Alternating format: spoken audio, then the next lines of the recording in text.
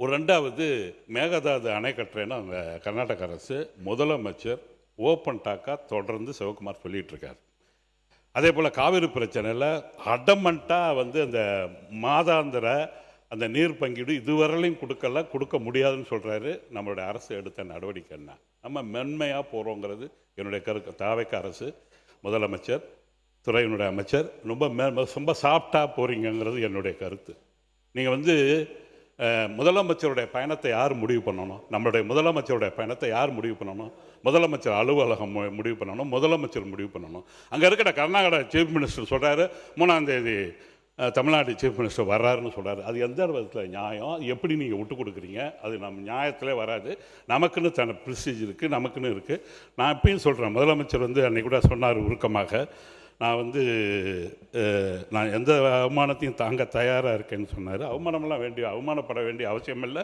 அப்படி முதலமைச்சர் அவமானப்பட்டால் தமிழ்நாட்டில் ஒவ்வொரு குடிமகனும் அவமானப்படுறோம். நீங்கள் பயப்படாமல் சில அரசியல் சூழ்நிலை கருதி காங்கிரஸையும் பாதிக்கக்கூடாது, பிஜேபியும் பாதிக்கக்கூடாதுலாம் பார்க்கக்கூடாது. முதலமைச்சருக்கு மக்கள் செல்வாக்கு இருக்குன்னு நினைக்கிறீங்க. ஏன் பயப்படணும்?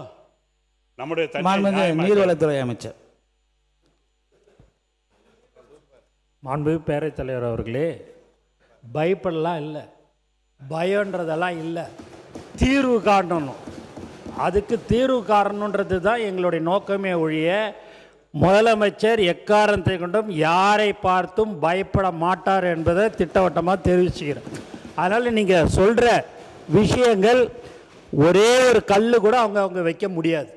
அதுக்கு எக்காரணத்தை கொண்டும் நாங்கள் அவர்களை விட மாட்டோம் என்பதையும் தெரிவித்துக் கொள்கிறேன். உறுப்பினர் அவை முன்னவர்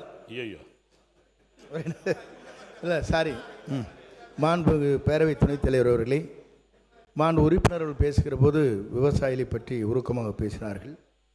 ஒரு வார காலத்திற்கு முன்னால் தான் விவசாய சங்கத்தினுடைய அனைத்து தலைவர்களும் அழைத்து பேசி என்னென்ன கோரிக்கை உங்களுக்கு இருக்கிறது என்பதை அறிந்து நெல் விலையிலிருந்து கரும்பு விலையிலிருந்து பால் வரையிலும் இன்றைக்கு உயர்த்தி காட்டிய வரலாற்றை படைத்தவர் தான் நம்முடைய தமிழக வெற்றிக் கழகத்துடைய தலைவர் தளபதி என்பதை நான் இந்த நேரத்தில் தெரிவித்துக் கொள்கிறேன்.